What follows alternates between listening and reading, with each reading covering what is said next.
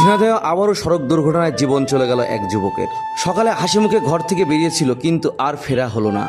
পরিবারের আদরের সন্তান তৃপ্ত, বয়স 18। ঝিনাইদহ শোলকুপা উপজেলার 14 নম্বর দুধছর ইউনিয়নে ভাটই বাজার ডিগ্রি কলেজের সামনে ডিমবাহী পিকআপ ও মোটরসাইকেলের মুখোমুখি সংঘর্ষে প্রাণ হারিয়েছে এক তরুণ। মর্মান্তিক এই ঘটনায় শোকের ছায়া নেমে এসেছে পুরো এলাকায়। নিহত তৃপ্ত ঝিনাইদহ শোলকুপা উপজেলার ভাটই বাজার এলাকার বাসিন্দা তপন ডাক্তারের ছেলে। স্থানীয় সূত্রে জানা যায়, আজ সকালে ব্যক্তিগত প্রয়োজনে মোটরসাইকেলে করে ঝিনাইদহ শহরে যাচ্ছিল তৃপ্ত।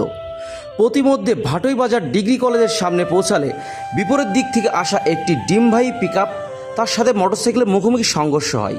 দুর্ঘটনার পর স্থানীয়রা গুরুতর আহত অবস্থায় তৃপ্তকে উদ্ধার করে ঝিনাইদহ সদর হাসপাতালে নিয়ে গেলে কর্তব্যরত চিকিৎসক তাকে মৃত ঘোষণা করে। এই ঘটনায় তৃপ্তর সাথে মোটরসাইকেলে থাকা অবস্থায় বন্দুক গুরুতর আহত অবস্থায় হাসপাতালে চিকিৎসাধীন রয়েছে। পরিবারের সূত্রে জানা যায়, শখ পূরণ করতেই 1 মাস আগেই বাবা তাকে এই মোটরসাইকেলটি কিনে দিয়েছিল। ছেলেকে বাইক কিনে দেওয়ার সময় মা বারবার সতর্ক করেছিল, বলেছিল, বাবা গাড়িটি সাবধানে ও আস্তে চালাস। মায়ের সে আকুতি আজ কেবলই স্মৃতি।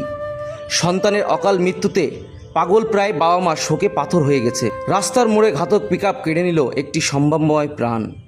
পরিবারের স্বপ্ন আর মায়ের চোখের পানি আজ এলাকায় হয়ে গেছে নির্মম এক বাস্তব।